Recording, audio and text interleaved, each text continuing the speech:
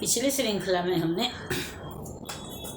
वाणी के महत्व पर विचार किया और हमने यह देखा या यह समझा कि वाणी जो है वह हमको ईश्वर से प्राप्त सर्वश्रेष्ठ वरदान है जो हमको अन्य जीवों से श्रेष्ठ बनाती है और इसका उचित प्रयोग हमको उन्नति के शिखर पर पहुंचा सकता है, तो अनुचित प्रयोग जो है वह हमको पतन के गर्त में भी गिरा सकता है, अवनति के मार्ग पर भी ले जा सकता है। इसलिए हमारा कर्तव्य है कि हम इसका प्रयोग सोच समझ कर करें, यानी कि जो भी बोलें वह सोच कर बोलें, समझ के बोलें, क्योंकि मधुर वचन है औषधि, कटुक वचन है तीर, श्रवण द्वार है संचरी, साले सकल शरीर।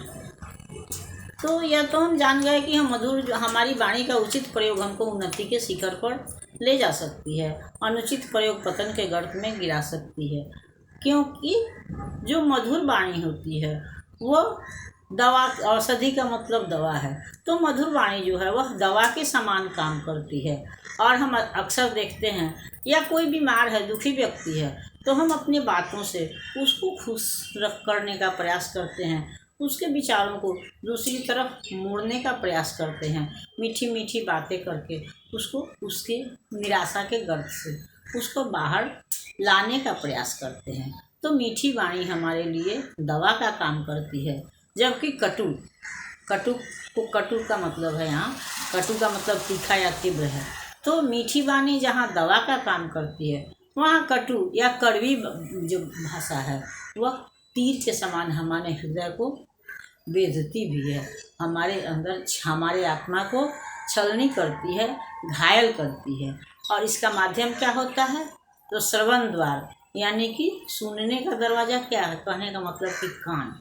तो यह आवाज़ कान के माध्यम से ही जाती है, चाहे वो मधुर वचन हो या कटु हो, कड़वा हो, दोनों जाते तो कान के माध्यम से ही हैं। लेकिन और दोनों पूरे साले सकल शरीर, यानी कि पूरे शरीर में जो है वह फैल जाते हैं, विचरण करते हैं।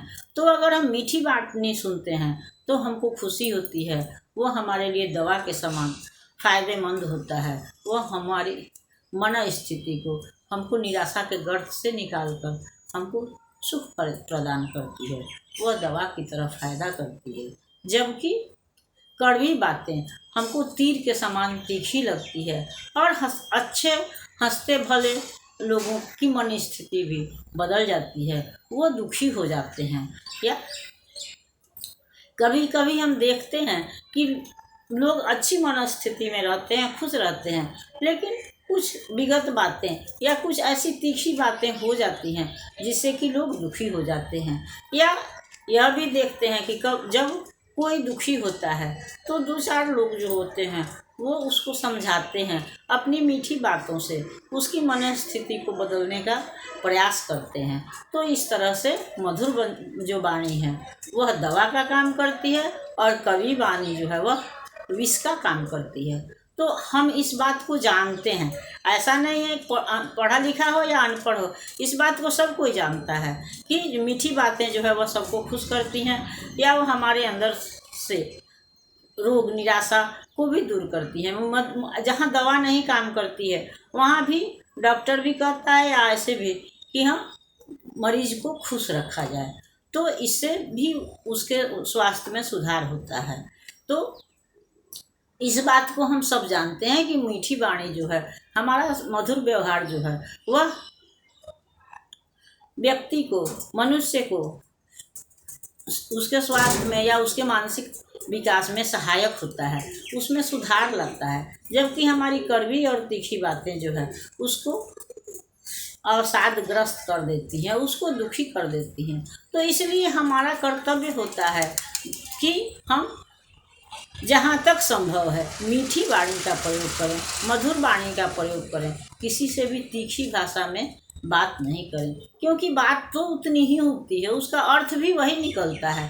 लेकिन तीखी बातें जो होती हैं वो लोगों को दुख देती हैं। वह और जहाँ तीखी बातें होती हैं वहाँ आस पास का वातावरण भी विषाक्त हो जाता है, दुखमय हो जाता है, नकारात्मकता आती है।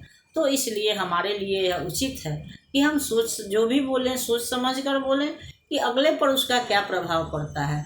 और दूसरी बात की जहाँ तक संभव है मीठी वाणी का ही प्रयोग करें, क्योंकि व्यक्ति पर, समाज पर उसका सकारात्मक प्रभाव पड़े, वह आगे बढ़े, न कि हम अपने नकारात्मक बातों से, कड़वी बातों से उसके दिल को दुखी करें। हम अगर किसी को दे नहीं सकते हैं, और दूसरी बात होती है कि बोलने में हमको कुछ लगता भी नहीं है, हालांकि हम जब क्रोध में रहते हैं तभी हमारी ज़्यादा शक्ति का ह्रास होता है, सुख में रहते हैं, मधुर बातें बोलते हैं, तो उसमें हमारी कम ही ऊर्जा खत्म होती है। तो इसलिए हमको मीठी ही बात बोलनी चाहिए, जो कि दूसरे को भी अच्छा लगे और हम भी खुश रहें। वाणी का प्रयोग हमको सोच समझ कर करना चाहिए। फिर अगली श्रृंखला में हम अगले दोहे पर विचार करेंगे। तब तक यह श्रृंखला आपको पसंद आती है तो इसको लाइक कीजिए, सब्सक्राइब कीजिए। मिलते हैं अगली श्रृंखला में, तब तक के लिए धन्यवाद।